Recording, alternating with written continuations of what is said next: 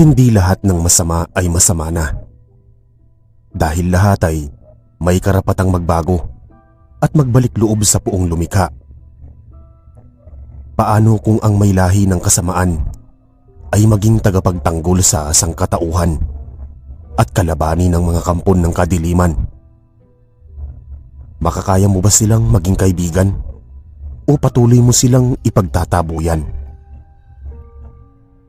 Tunghayan natin ang pakikipagsapalaran ng mag-amang mambabarang kontra sa aswang at pagtulong nito sa mga nangangailangan, kahit sila ay hinuhusgahan ng karamihan dahil sa taglay nilang itim na kapangyarihan. Isang magandang araw sa lahat ng mga tagapakinig ng inyong channel.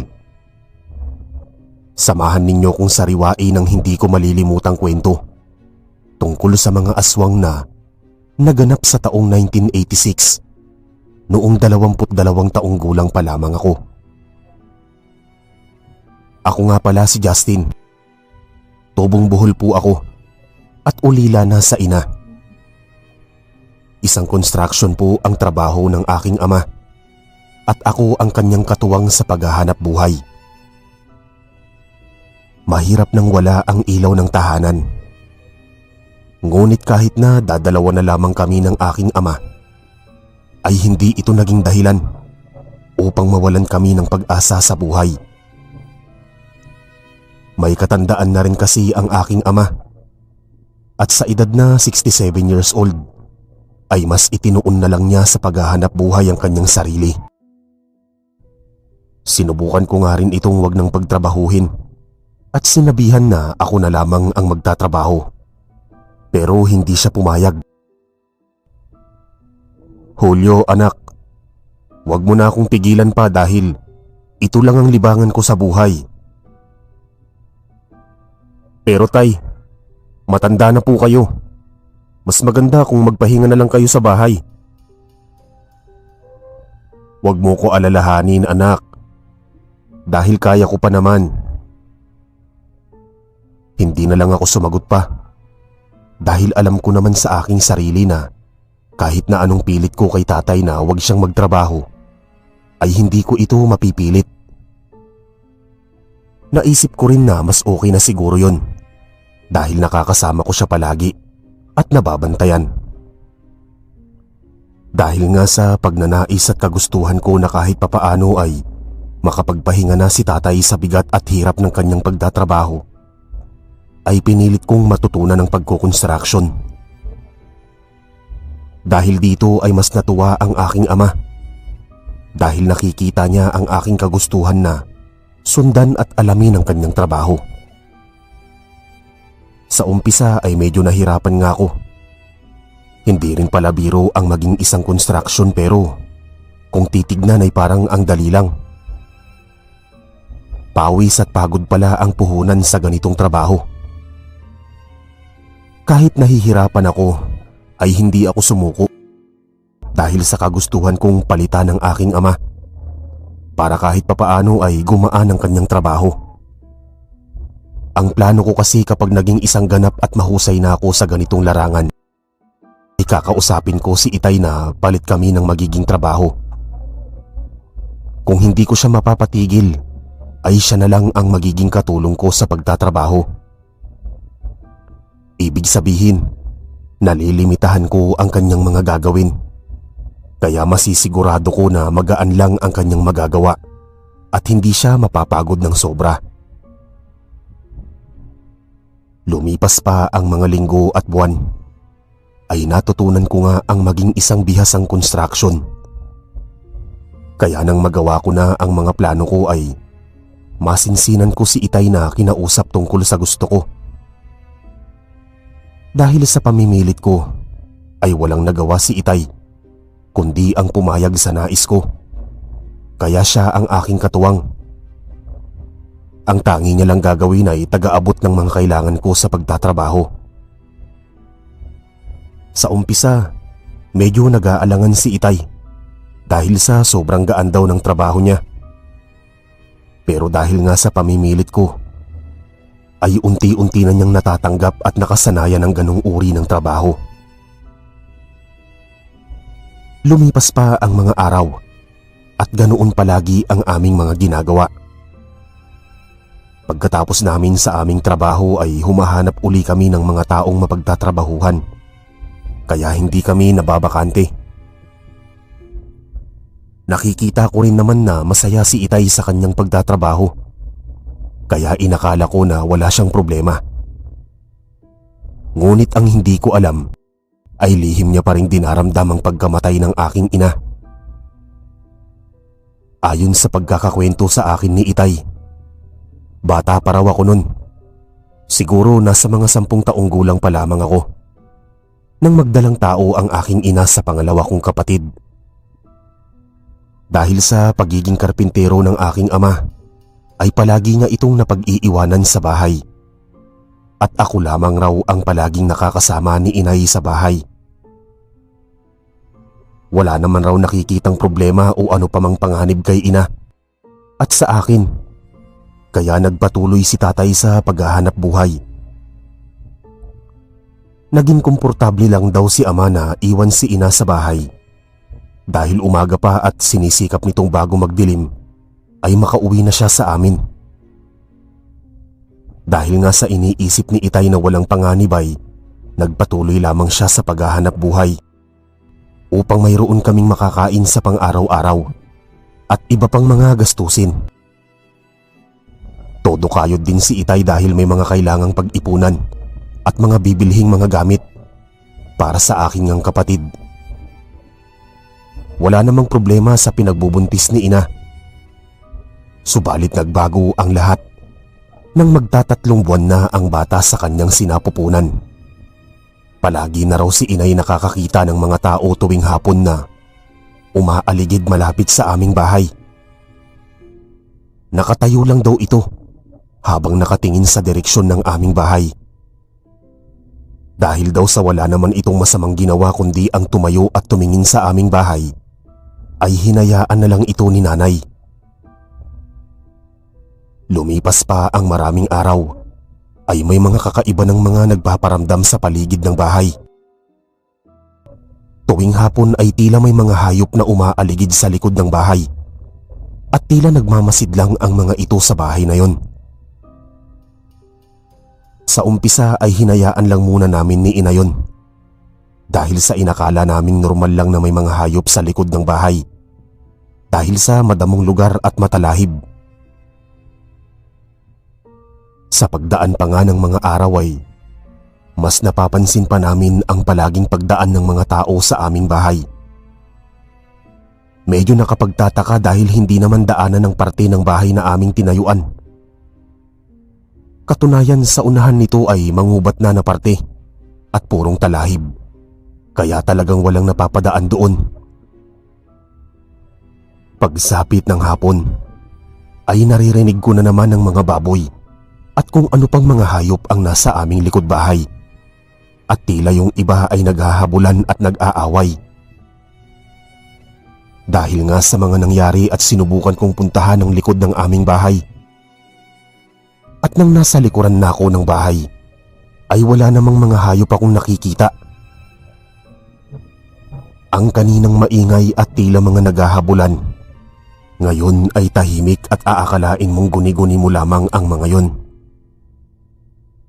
Nang akmang babalik na ako sa loob ng bahay, ay nahagip ng aking paningin ng mga baboy na nagtatago sa talahiban. Pero natakot ako dahil parang hindi normal na mga baboy yon. Dahil mapupula ang mga mata nito at mahahaba ang mga pangil at naglalaway. Sa aking ngang takot ay tumakbo na ako pabalik sa loob ng bahay at nanginginig kong sinabi kay inay ang aking mga nakita. Dahil sa mura kong isipan noon ay sobra akong natakot. Kaya pagdating ng aking ama ay agadan akong nagsumbong. Nang marinig at malaman nga ito ni ama ay sobra itong nagalit dahil hindi niya inaasahan na si ina ang naisbiktimahin at ang aking kapatid. Agaran namang pumunta si ama sa bahay ng albularyo upang magpatulong. Ngunit nang malaman ng albularyo na isang mambabarang si ama, ay hindi kami nito pinaunlakan. Sa umpisa sinubukan pa ni ama ang tumanggi sa sinabi ng albularyo na isa siyang mambabarang. Ngunit dahil din sa husay at mga tangan nito ay nabuko nga si ama. Kaya binantaan si ama na kung hindi aalis ay mapipilitan itong kalabanin si ama. Dahil nga sa tulong ang kailangan ni ama at hindi gulo ang ipinunta, ay umuwi na lang siya. Nais mang sabihin ni tatay sa albularyo na kahit may dugo siyang mambabarang, ay hindi nga ito ginagamit upang pumatay o magpahirap ng mga tao. Ngunit upang makaiwas ay nanahimik na lamang siya at umuwi na. Umuwi nga si tatay na bigo na makahingi ng tulong dahil tinanggihan siya ng albularyo. Kaya ginawa niya ang alam niyang pantaboy sa mga aswang. Talagang salot ang mga aswang na ito sa aming baryo. Katunayan, hindi lang ang aming baryo ang pinipinsala nito, maging ang mga katabi pa naming barangay. Ngunit dahil sa mayroon kaming albularyo sa aming baryo, ay hinayaan lamang ito ng aking ama. Dahil alam niyang gumagawa naman siguro ng paraan ito upang kalabanin ng mga aswang na yon. Ayon sa mga sabi-sabi, isa itong pamilya na napadpad sa aming baryo. At dahil nga sa wala naman itong ibang mapupuntahan, ay tinanggap ito ng aming mga kababaryo. Sa umpisa wala naman daw problema.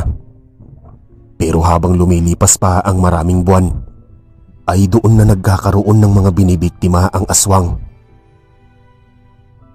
Sa umpisa tinatanggi ng pamilyang yun na sila ang salarin.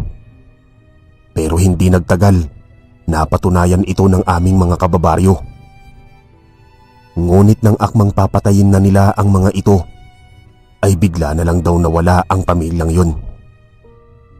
May mga sabi-sabi na nagpakalayo-layo na ang mga ito. Pero ang totoo, nasa paligid lang pala ang mga ito at pasimpleng nambibiktima. Dahil sa wala namang nahingan ng tulong si ama ay binalaan niya na lang kami na magdoble ingat. At sinabihan ako na wag na munang lalabas. Lumipas pa ang mga araw. Dahil sa wala ngang proteksyon o pangontra sa bahay, ay mas lalong lantaran na ang ginagawang pananakot ng mga aswang. Katunayan, 4:00 pa lang ng hapon ay marami ng mga tao ang nakatingin sa bahay at umaali-aligid. Mas naging nakakakilabot din ang mga ungol ng kung anong mga nilalang sa bandang likod ng bahay. At minsan may naririnig kaming umiiyak at biglang tumatawa. Sobrang takot ko nga ng mga oras na yon at nanghinginig habang umiiyak. Kaya todo naman ang pagpapatahan sa akin ni inay. Maya-maya pa ay may kumakatok at nanghihingi ng tubig na maiinom. Pero hindi si ina ang sumagot.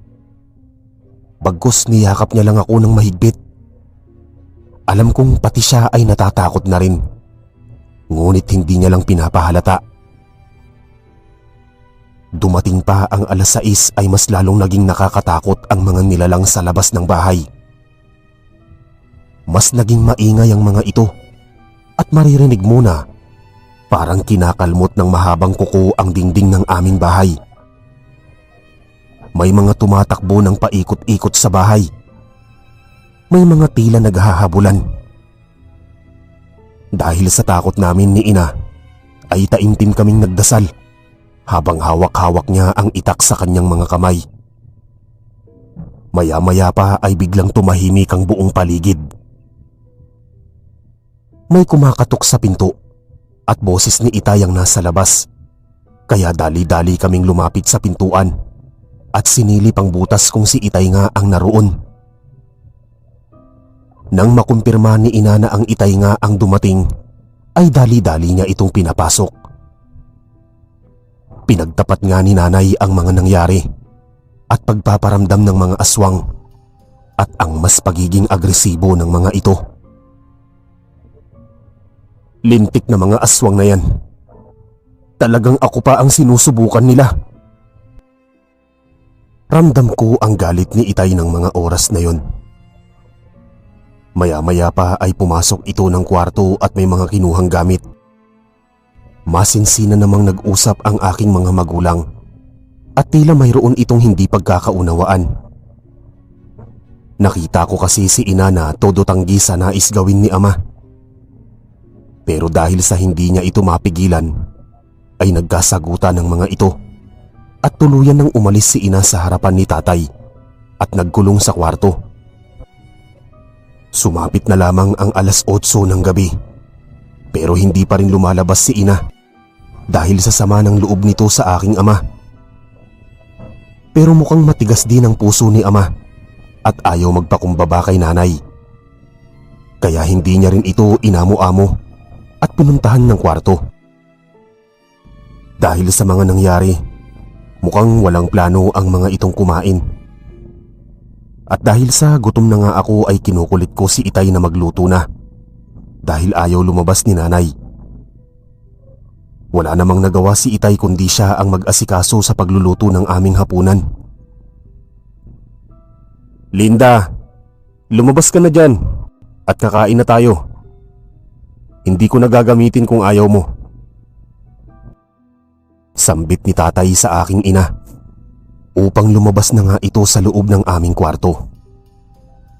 Sinara kasi ni ina yung pintuan ng aming kwarto kaya hindi kami ni Itay makapasok. Inabot na lang kami ng alas 10 ng gabi na hindi pa nakakapaghapunan dahil sa tampuhan ng aking mga magulang.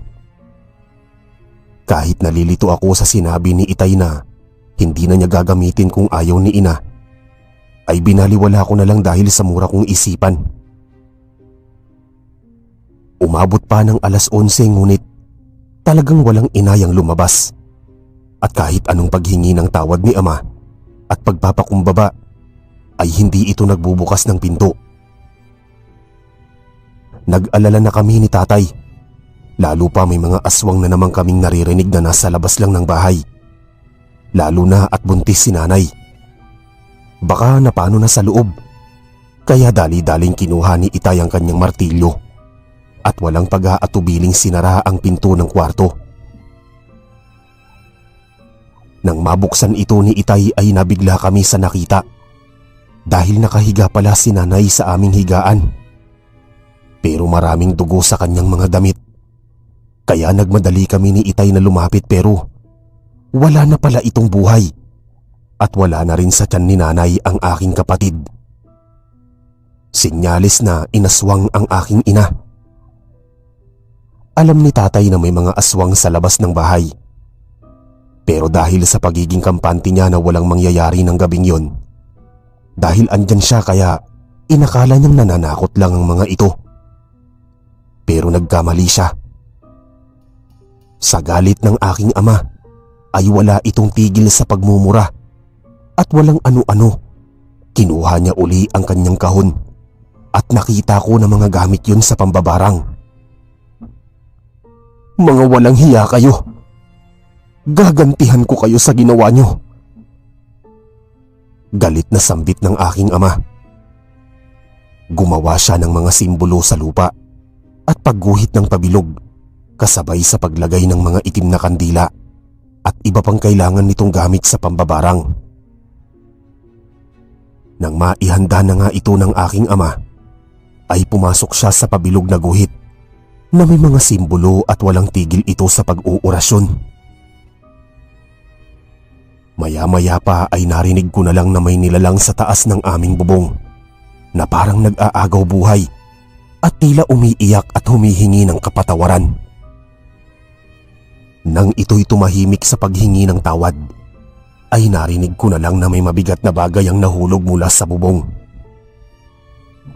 Sinilip ko naman kung totoo ba ang aking hinala na yun yung aswang sa bubong na pumatay kay nanay. At nang silipin ko ay tama nga ako. "Tay, may aswang na bigla na lang nahulog sa bubong." "Dapat lang yan sa kanila, anak." Nagpatuloy pa nga ito sa kanyang mga pag-usal. Sa pagkakataong ito, mas paulit-ulit pa nga ang kanyang mga binabanggit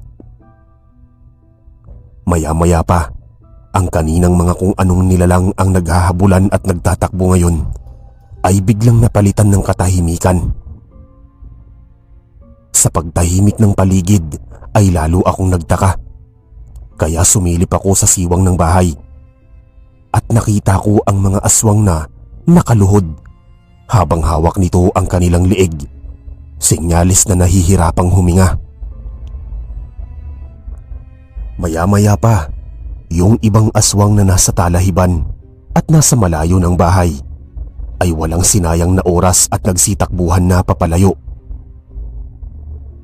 Nang makita ko ito ay nagmadali akong lumapit kay tatay at sinabi ang aking mga nakita. "Tay, yung ibang mga aswang ay kumaripas na ng takbo palayo." "Hayaan mo sila, anak. Nang tumanda sila, itong nasa loob ng ating bakuran ng ating pagbabayarin." Pagkatapos ni Itay magsalita ay kinuha niya ang kanyang itak at binuhusan ng itim na likido na nagmula sa maliit na bote. "Samahan mo ko, anak, nang makita mo ang pagkamatay ng mga aswang na yon." "Opo, tay." Nang makuha ko na rin ang gasera, ay sumunod na ako sa likuran ni Itay. At habang papalabas kami ng pinto, ay nakita namin ang 3 pang mga aswang na hawak-hawak ang kanilang mga liig at pinipilit na huminga. Ngunit kahit anong gawin nila, ay naghahabol hininga pa rin ang mga ito at unti-unti nang nawawalan ng mga lakas. "Kita mo, anak, ganito kalakas ang ating kakayahan." "Ano po ba ang ginawa nyo, Itay? At pati mga aswang ay walang panama." "Balang araw, anak, malalaman mo rin." Pagkatapos naming mag-usap ni Itay, ay walang awa niyang pinutulan ito ng mga ulo. At pagkatapos ay sinunog ang mga bangkay nito. Kinabukasan ay nagimbalang mga kapitbahay namin dahil sa pagkamatay ni Inay. Umabot ng 6 na araw lang ang lamay bago si Inay na ilibing. Dahil sa pagkawala ni nanay, ay palagi na akong sinasama ni Itay sa kanyang pagtatrabaho. At pagdating ng pasukan, ay hatid sundo niya ako sa paaralan. Mas naging ulirang ama si Itay sa akin. Halos lahat ay ginawa niya at mas itinuon niya pa sa akin ang kanyang atensyon at pagmamahal hanggang sa umabot ako ng 21 taong gulang at makapagtapos sa pag-aaral sa sekundarya. Kahit na nakatapos ako ng sekundarya at nakatanggap ng diploma, ay mas pinili ko pa rin ang maging katulong ni Itay sa pagtatrabaho bilang isang karpintero. Nais ko sanang wag nang pagtrabahuhin pa si Itay at ako na lang ang maghahanap buhay. Kaso ayaw niyang pumayag, kaya hinayaan ko na lang siya sa gusto niya at inunawa. Lumipas ang maraming araw at linggo nang may mabalitaan na may mga aswang na naman na namiminsala sa aming baryo.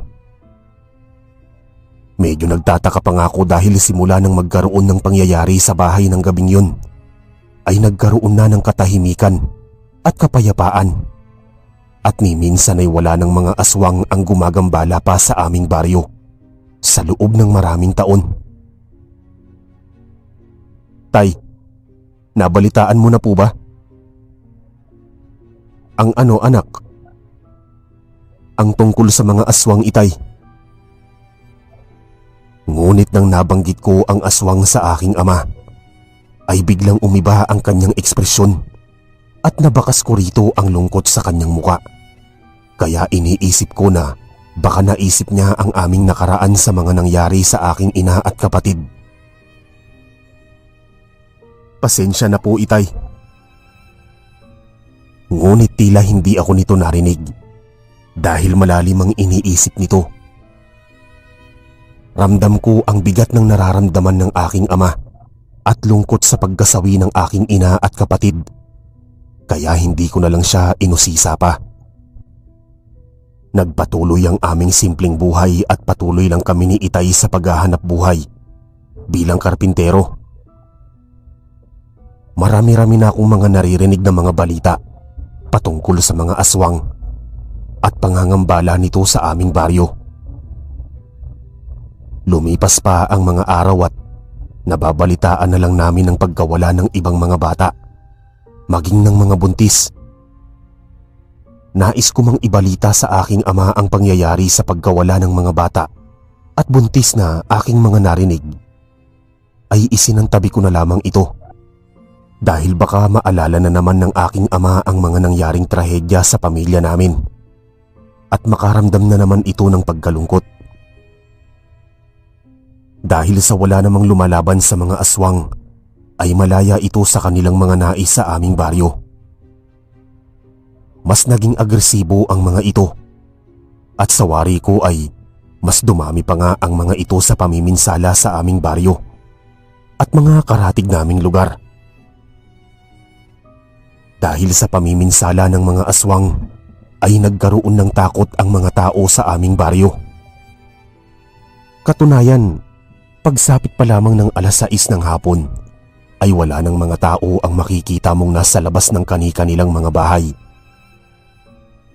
Sa sobrang takot nga ng mga ito ay talagang doble ang pagsara ng mga pinto at maraming mga pantaboy sa aswang ang inilalagay nito sa kanilang bahay. Dahil sa pagiging abala namin sa aming mga trabaho ni Itay at malayo rin sa aming baryo ang aming trabaho, ay isang beses na lamang kami sa loob ng 1 linggo kung umuwi. Isang araw, umuwi kami ni Itay sa aming baryo. At katulad ng dati, parang walang pinagbago.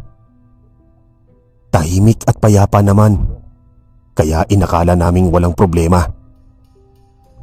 Pero nang sumapit ang hapon, ay nagbago ang aura ng paligid ng aming baryo. Bigla itong naging mabigat. 4:00 pa lang ng hapon pero tila kakaiba na ang simoy ng hangin. At parang ang daming mga matang nakatingin sa iyo sa lahat ng sulok ng baryo.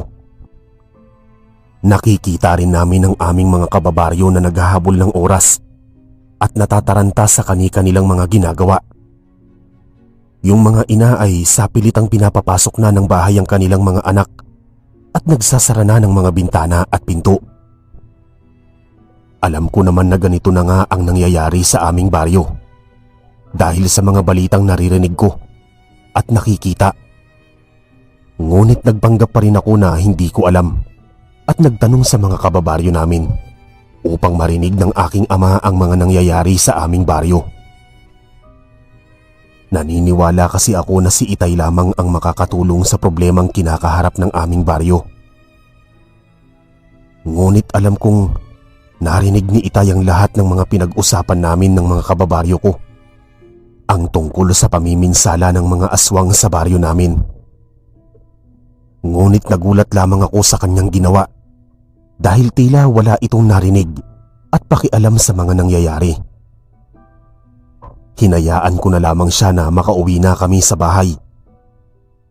At nang nasa loob na kami ng bahay, hindi ko na natiis at kinumpronta ko siya. Tay, alam kong alam mo na ang mga nangyayari sa baryo natin. Bakit wala kang pakialam? Hayaan mo sila, anak. Hindi natin problema yon. Kung kaya ko lang, Itay, nakalabanin sila, ginawa ko na. Pero hindi ito kumibo. Nagpatuloy na ito sa kanyang higaan upang makapagpahinga. Lumipas pa ang mga araw at hindi ko kinikibo si Itay dahil sa sama ng aking loob. Alam kong nauunawaan niya ang gusto kong ipaintindi sa kanya, pero tila wala itong pakialam sa paligid. Isang araw, nagulat ako sa sinabi ni Tatay sa akin. Anak, pasensya na hindi na muna ako makakasama sa iyo sa trabaho dahil nais kong magpahinga na muna. Sige, Itay, wala pong problema. Nabigla ako sa aking narinig dahil ito ang kauna-unahan na nagpaalam si Itay sa akin na hindi muna magtatrabaho. Si Itay kasi ang klase ng tao na kahit mamatay na sa sama ng pakiramdam ay hindi ito lumiliban sa trabaho. Dahil ayon sa kanya, mas nalilibang siya sa kanyang pagtatrabaho. Minsan nga palagi niya pang sinasabi sa akin kung masama ang pakiramdam niya o kahit lagnat pa. Pag nagtatrabaho siya ay nawawala ang mga ito. Dahil sa pakiusap ni Itay sa akin na hindi na muna siya sasama, ay pumayag naman ako. Sa katunayan, ito ang gusto ko na gawin niya upang makapagpahinga na siya sa paghahanap buhay. Matagal ko na nga siyang pinagsasabihan na huwag nang magtrabaho. Buti naman at ngayon magagawa na niya. Lumipas ang araw na ako na lang muna ang nagtatrabaho. Masaya naman ako dahil nakikita ko si Itay na nakakapagpahinga. Ang pinagtataka ko lang, bakit kung kailan tuloy nasa bahay lang si Itay, ay mas pagod na pagod ito. Katunayan, humihilik pa ito sa pagtulog at tipong walang tulog sa buong magdamag. Dahil sa pagtataka ay minanmanan ko si Itay kung ano ang kanyang ginagawa at bakit ganun siya kapagod palagi. Isang araw nagpaalam ako sa amo ko na hindi na muna ako papasok dahil sa may kailangan akong puntahan na mahalaga. Pero ang totoo wala naman talaga. Dahilan ko lang yun para payagan muna ako. Hindi alam ni Itay na liliban ako sa trabaho. Kaya mas may oras ako sa kanya na manmanan ko siya sa buong araw at gabi. Nang araw ngang yun, ay nagpanggap ako na masama ang pakiramdam ko. Kaya hindi na muna ako papasok. Hinayaan naman ako ni Itay upang makapagpahinga. Kaya ang ginawa ko, natulog na lang ako sa kwarto ko. Pero ang totoo, nagmamanman ako sa kanya. Sa tuwing papasok si Itay sa kwarto upang tignan ako kung tulog na ba, ay pinipikit ko ang aking mga mata at nagpapanggap na tulog. Maya-maya pa nang masiguro ni Itay na tulog na ako, ay kinuha nito ang kanyang kahon. Tulad ng dati, nakita ko na naman itong gumawa ng bilog at nagsulat ng mga simbolo. Pagkatapos nitong gumawa ay nag-usal ito ng mga salita na hindi ko maunawaan. Matagal ang ginawa niyang proseso at paulit-ulit niyang pag-usal. Pagkatapos ibinalik niya sa kahon ng kanyang mga gamit at tila parang walang nangyari. Nang sa tingin ko nga wala na itong gagawin ay natulog na muna ako para makapagpahinga na muna. Nagising ako nang magbabandang 3:00 na ng hapon at nakita ko si Itay na hinahasa ang kanyang itak. "Tay, bakit mo hinahasa yung itak?" "Wala naman anak, kinakalawang na kasi." Medyo hindi ako komportable sa kanyang sagot. Wari ko may inililihim ang aking ama. At kung ano man yun, malalaman ko din. Maaga akong nag-asikaso ng aming hapunan. Mga 5:00 pa lang ay tapos na kaming maghapunan. Wala naman akong napapansin kay Itay dahil pagkatapos naming kumain at makapagpahinga ay dumiretso na siya sa kanyang kwarto upang matulog. Inakala ko ngang matutulog na ito, kaya natulog na rin ako. At inisip ko na baka mali ang aking hinala sa aking ama. Habang nasa kasarapan ng aking pagtulog ay bigla akong nagising dahil sa mga ingay sa labas ng bahay. Natakot ako dahil baka mga aswang na naman ang mga ito at maulit-uli ang mga nangyari tulad sa pagkamatay ng aking ina. Nagmadali nga akong tumungo sa bintana ng aming bahay at sumilip sa maliit na butas. At hindi nga ako nagkamali. Mga aswang ang nasa labas at marami sila na namiminsala sa baryo namin. at naghahanap ng mabibiktima. Dahil nga sa aking nakita ay nagmadali akong tumungo sa aking ama upang ito ay gisingin. Pero nagulat ako dahil wala ang aking ama sa loob, kaya hinanap ko ito pero hindi ko makita. Maya-maya pa ay narinig ko ang pag-alulungan ng mga aswang na tila may mga kaaway. Lumipas pa ang ilang minuto at may narinig akong tila mga naglalaban sa labas ng bahay. Kaya sumilip na naman ako at nakita ko nga si Itay na kinakalaban ng mga aswang. Kahit may katandaan na si tatay, ay nagulat ako sa nasaksihan. Dahil sa angking liksi at bilis nitong ipinamalas laban sa mga aswang. Para siyang nasa edad na 30 lamang sa lakas at liksi niyang kumilos. Kahit na mag-isa lang ito at napapaligiran ng mga aswang, ay nakakamangha na takot ang mga itong lumapit sa kanya at tila umiiwas sa aking ama. Sa tuwing nag-uusal si Itay ng mga orasyon, ay yun naman ang pagtatakbuhan ng mga aswang. Tila takot itong marinig ang mga orasyong binabanggit ng aking ama. Dahil sa ipinakitang abilidad ng aking ama, ay walang magawa ang mga aswang, kundi ang umatras sa laban.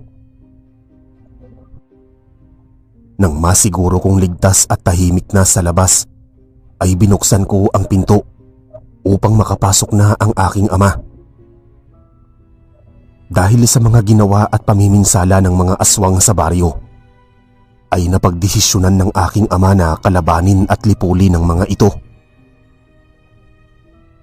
Anak, napapanahon na siguro upang ituro ko na sa iyo ang lihim ng ating angkan.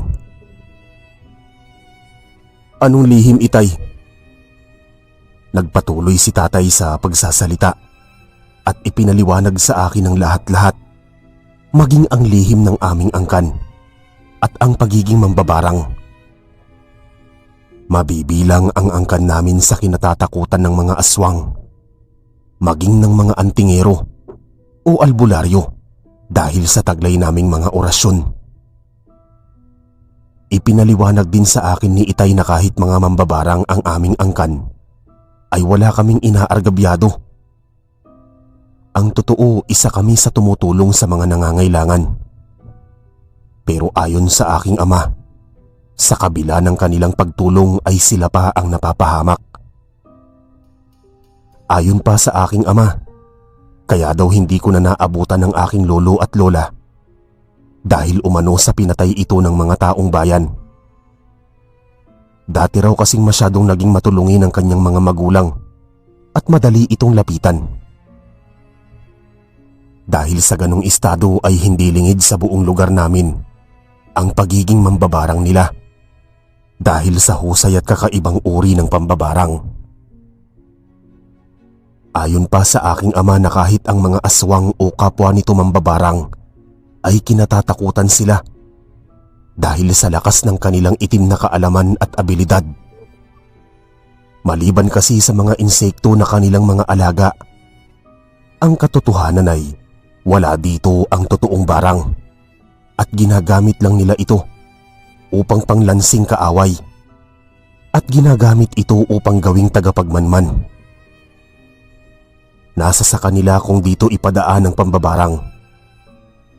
Pero kung sa tingin ng aking lolo at lola na hindi mga ordinaryo ang kanilang mga makakalaban, gumagamit sila ng mga orasyon at usal. Pag ito raw kasi ang kanilang ginamit, tiyak na ang kanilang pagkapanalo dahil mas doble ang lakas nito at sobrang mabisa na kahit mga albularyo ay natatakot na sila ay kalabanin. Naging kilala nga ang mga magulang ng aking ama bilang dalubhasang mga mambabarang, ngunit ginagamit nila ito upang makatulong sa mga nangangailangan. Sa tuwing may mga ninanakawan ng mga hayop, mga sinasamantalang mga kababaihan o pinapatay ng walang dahilan, sila lolo at lola ang magiging kalaban. Sila rin ang takbuhan sa tuwing may nabibiktima ng mga aswang at may mga nababarang ng walang kasalanan. Basta lahat ng kasamaan ay kanilang nilalabanan gamit ng kanilang itim na kaalaman. Dahil dito, marami sa taga-kaliwa ang mas nagalit sa magulang ng aking ama. Ilang beses na rin kasi ang mga itong hinimok na makiisa sa kanila. Kahit bayaran pa sila ng malaking halaga, ay walang pagdadalawang isip na ito ay kanilang tinatanggihan. Dahil sa kanilang pagtanggi, ay mas lalong nagalit ang mga ito at hinangad ang kamatayan ng lolo at lola ko. Ngunit dahil sa lakas ng abilidad ng mga magulang ni Itay, ay binabaliwala lang ng mga ito ang pagbabanta at nagpapakampante. Ang hindi lang nila alam na nilalason na pala ng mga ito ang isipan ng mga tao. At sa tuwing may mga namamatay, ay sila lolo at lola ang pinagbibintangan. Dahil dito sa kanila na ibaling ang galit ng mga pamilyang nawalan ng mga mahal sa buhay. Kaya nagkaisa ito na paslangin ng aking lolo at lola. Isang gabi, nagulantang raw si lolo dahil tila maraming tao sa labas ng bahay at nang kanya itong usisain ay nakita nito na maraming tao ang nakapalibot sa bahay at may mga dalang sulo at itak. Sobra ang galit ng mga ito at talagang balak na patayin sila lolo. Kaya nang makita ito nila lolo at lola, ay idinaan ito sa maayos na usapan. Lumabas nga sila at pinaiwan na muna si Itay sa loob ng bahay. Paglabas nila lolo, upang makipag-usap sana ay walang pag-aatubiling may sumaksak sa likuran ni lolo. At nang makita ito ni lola, ay walang pagdadalawang isip na tinulungan si lolo. Ngunit kahit ito ay sinaktan at napahamak, kitang-kita ito ni Itay kung paano pinatay ang kanyang mga magulang sa musmus niyang isipan at tanging pag-iyak na lamang ang kanyang nagawa ng mga oras na yon. Nang makita ng mga tao at maisagawa na ang pagpaslang sa mga magulang ni Itay, ay nagsiuwian na ang mga ito na parang walang nangyari. Humingi siya ng tulong sa mga kapitbahay niya, pero walang tugon buhat sa mga ito. Bagkus ikinatuwa pa ng mga ito na napaslang ang kanyang mga magulang. Nag-iisang anak lang ang tatay ko at 13 taong gulang pa lamang siya nang mangyari ang ganong trahedya. Kaya wala siyang ibang nagawa kundi balutin ng kumot at banig sila lolo at lola at mag-isang ilibing sa likuran ng kanilang bahay. Naging palaboy-laboy nga si Itay nang mawala ang kanyang mga magulang. Lumalapit siya sa mga kababaryo niya upang humingi ng tulong o makakain. Pero itinataboy siya ng mga ito. Hindi man lang natumbasa ng ginawang pagtulong ng kanyang mga magulang sa mga ito. Bagkus pati siya ay pinaranas ng hindi magandang pakikisama at kalupitan. Dahil sa sakit at sama ng loob ni tatay sa mga kababaryo niya, ay ipinangako niyang hindi niya susundan ang yapak ng kanyang mga magulang na maging matulungin sa kapwa. Ito anak, ito ang dahilan kung bakit ayaw kong makisali sa gulo. Wika ni Tatay Julio. Dahil sa mga sinabi ni Itay ay lubos ko siyang nauunawaan. Masakit nga naman talaga para kay Itay ang ginawa ng mga tao sa kanyang mga magulang. Isipin mo, halos sila ang takbuhan at hingian ng tulong ng mga ito. At kahit kailan hindi sila tinanggihan ng mga ito. Kahit maitim na kakayahan at abilidad ang kanilang taglay, ay hindi naging dahilan upang makatulong sa mga nangangailangan. Pero Itay, kailangan kanila ngayon. Hindi mo ba sila tutulungan? Wika ko. Hayaan mo sila anak. Ang mahalaga ligtas tayo. Hindi na ako sumagot pa kay tatay at pumanik na lang ako sa loob ng aking kwarto upang matulog. Naisip ko, kung ayaw ni Itay, ako ang tutulong. Ngunit paano?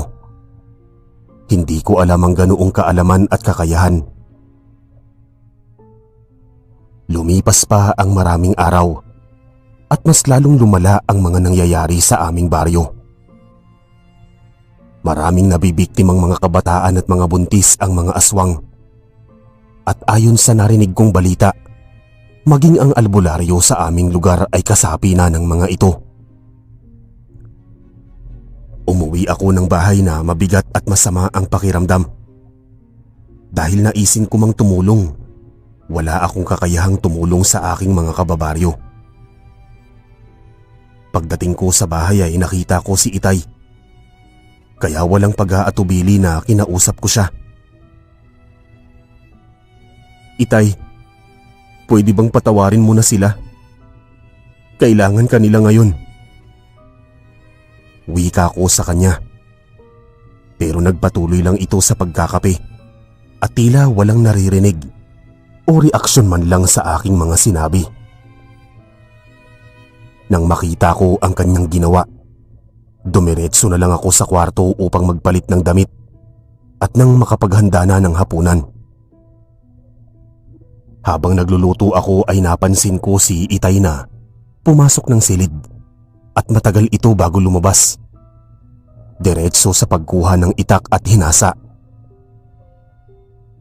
Hindi naman ako nag-isip ng kung ano-ano dahil sa baka hinasa niya lang ito dahil kinakalawang na o mapurol na. Lumipas ang mga araw at may narinig akong mga bulong-bulungan ukol sa pagkamatay ng albularyo. Kaya nakiusyoso ako at napag-alaman ko na baka mga aswang din ang pumatay dito.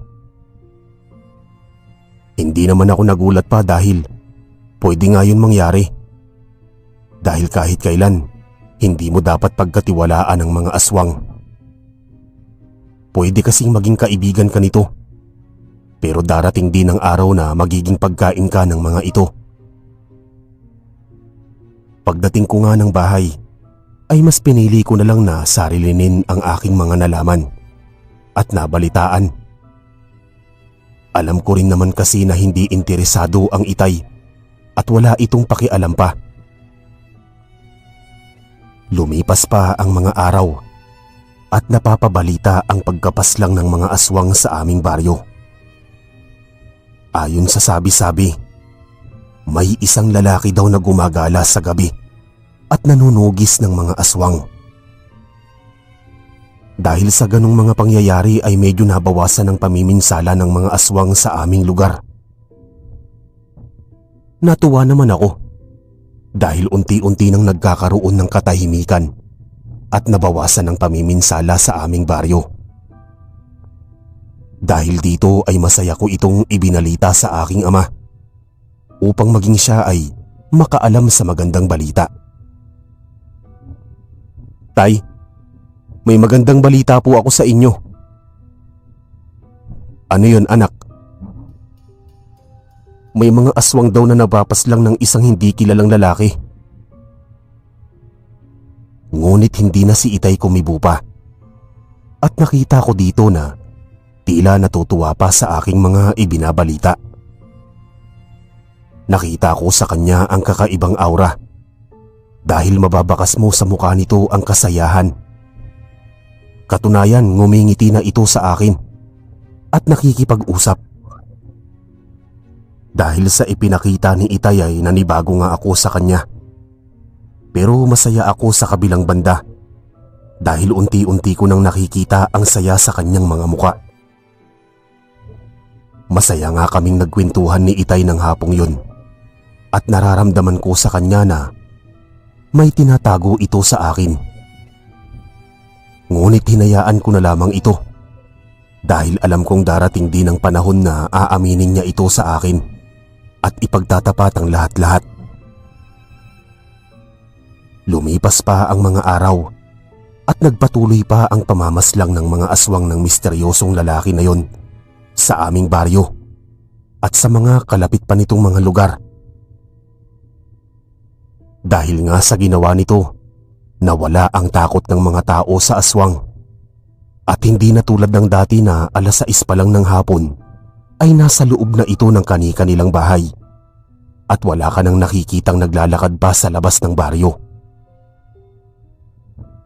Dahil nga sa mga pangyayari ay mas lalo akong nagka-interes na tuklasin kung sino ang misteryosong lalaki na yon na tumutulong sa aming baryo.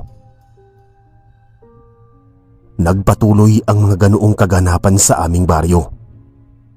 Kaya mas lalong naging maingat ang mga aswang sa kanilang pambibiktima. Isang gabi, napabangon ako buhat sa aking pagkakatulog. Buhat ng tinatawag ako ng kalikasan. Kaya nagmadali akong tumungo sa aming banyo. Nang pabalik na ako, saktong nakita ko si Itay na papasok pa lang buhat sa labas at may hawak itong itak at nakatalukbong. Nakita ko rin na marumi ang mga paa nito. Indikasyon na malayo ang pinuntahan nito. Hinayaan ko na lamang ito na makapanhik sa loob at nagmadali na akong bumalik sa kwarto. Nang pabalik na ako, saktong nakita ko si Itay na papasok pa lang buhat sa labas at may hawak itong itak at nakatalukbong. Nakita ko rin na marumi ang mga paa nito. Indikasyon na malayo ang pinuntahan nito. Hinayaan ko na lamang ito na makapanhik sa loob at nagmadali na akong bumalik sa kwarto at nagpanggap na tulog. Sa ngayon may hinala na ako na ang misteryosong lalaki na pumapas lang ng mga aswang ay ang aking ama. Ngunit nang makapagpahinga na kami, ay may mga kaluskos akong naririnig at yabag ng mga nilalang na nasa labas ng bahay. Kinakarit ang matatalas nitong mga kuko sa dingding ng aming bahay, kaya alam kong mga aswang nga ito. "Hulyo, lumabas ka dyan!" Boses ng isang nilalang na nakakatakot at pakiramdam ko ay sobra ang galit nito sa aking ama at pagnanais nitong makitilan si Itay ng buhay. Nang akmang babangon na sana ako, ay nakita ko si Itay na hawak-hawak ang kanyang itak at walang pag-aatubiling lumabas ng bahay. "Nandito na ako. Magpakita kayo." Maya-maya pa ay nagsidagsaan ng maraming mga aswang at nilusob si Itay ng walang pag-aalangan. Sa isang iglap ay nagkaroon ng labanan sa labas ng bahay.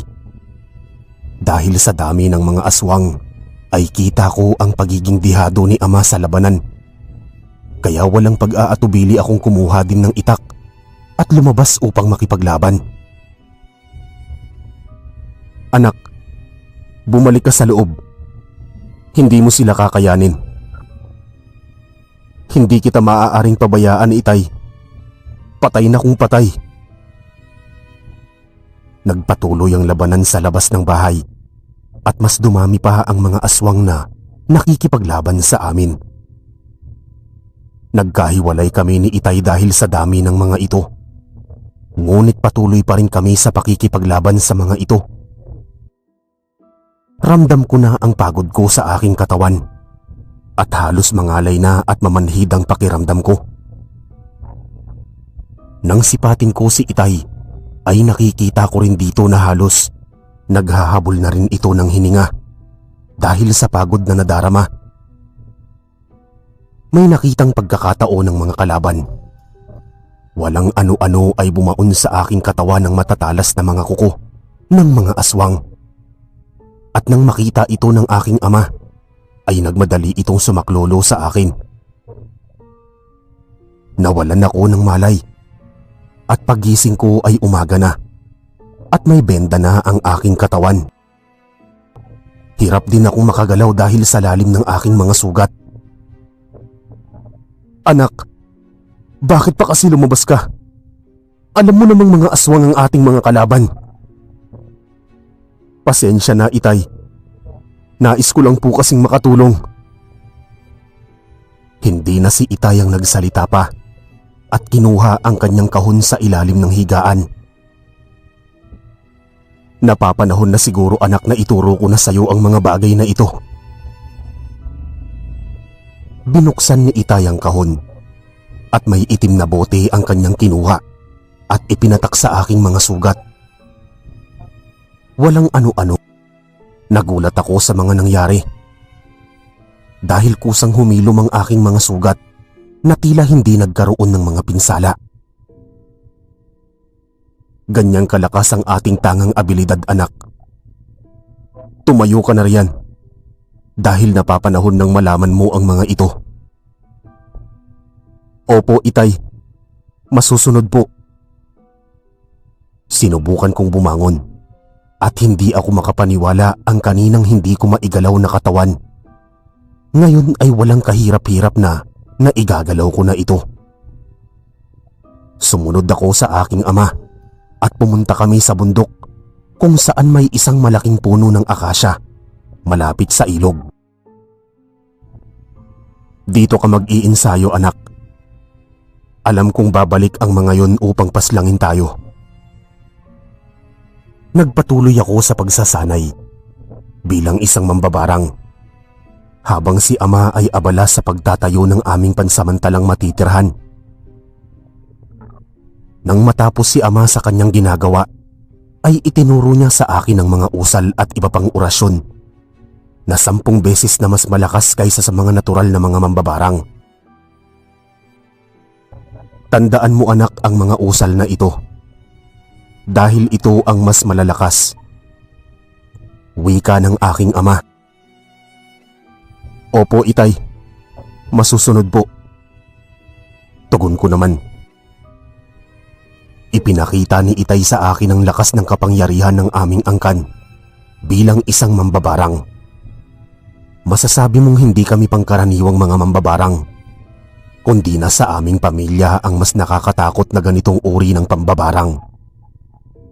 Dahil sa taglay naming kakayahan at abilidad, kahit na sino ay kayang-kaya naming paluhurin at pasunurin.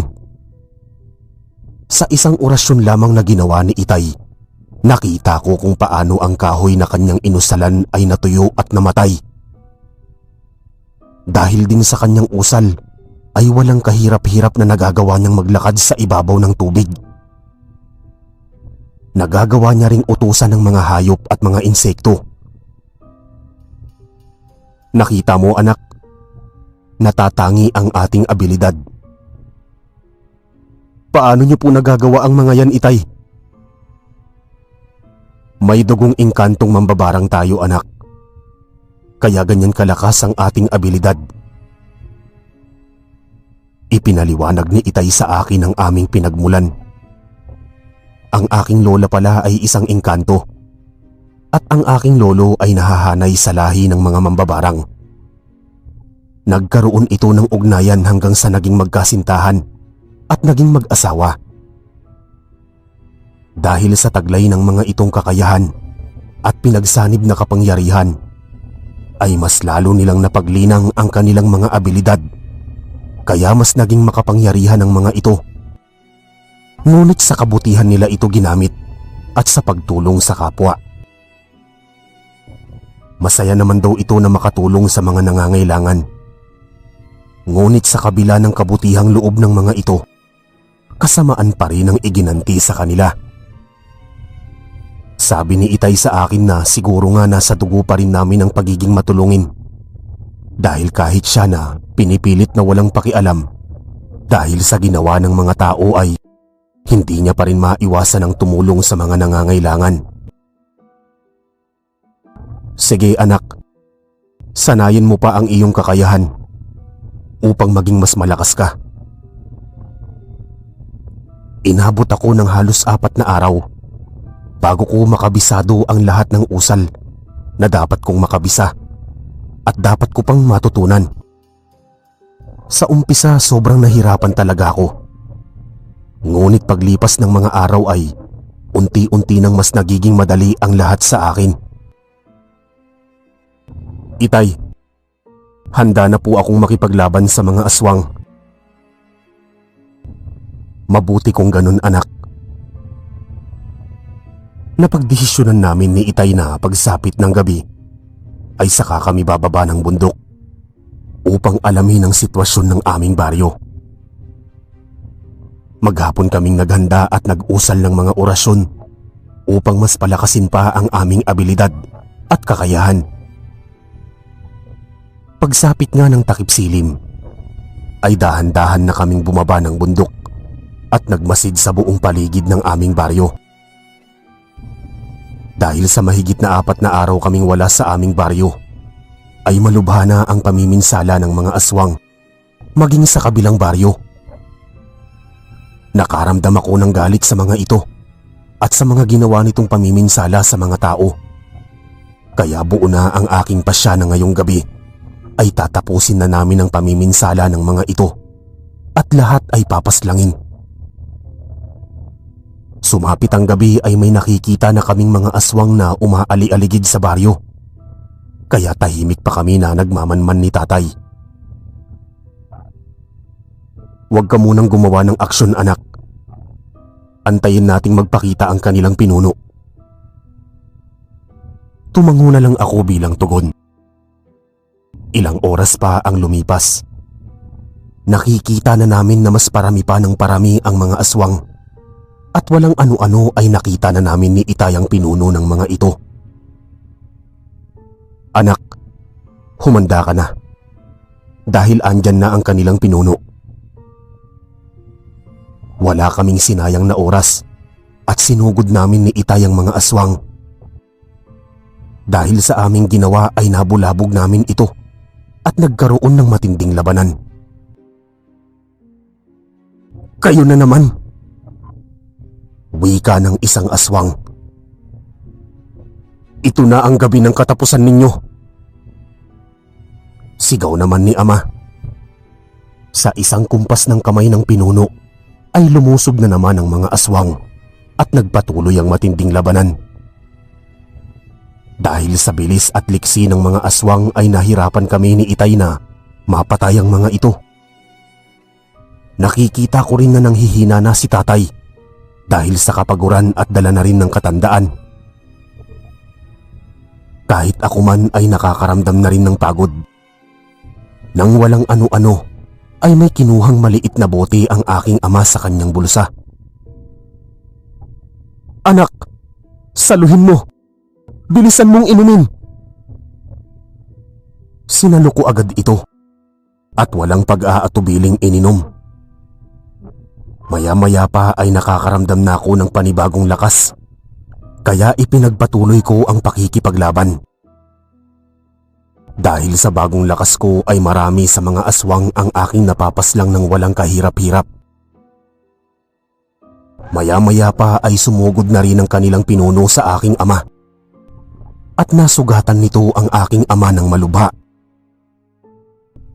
"Humanda ka ngayon, Julio, dahil tatapusin ko na ang buhay mo." Bulalas ng aswang. Ngunit nang makita ko ang ginawa ng kanilang pinuno sa aking ama at pag-akma nitong lulusob muli ay nag-usal ako ng mga orasyon. Napansin ko na napaigik ang pinuno ng mga aswang. "Ito na ang huling gabi mo dahil uubusin ko na kayo," wika ko sa aking isipan.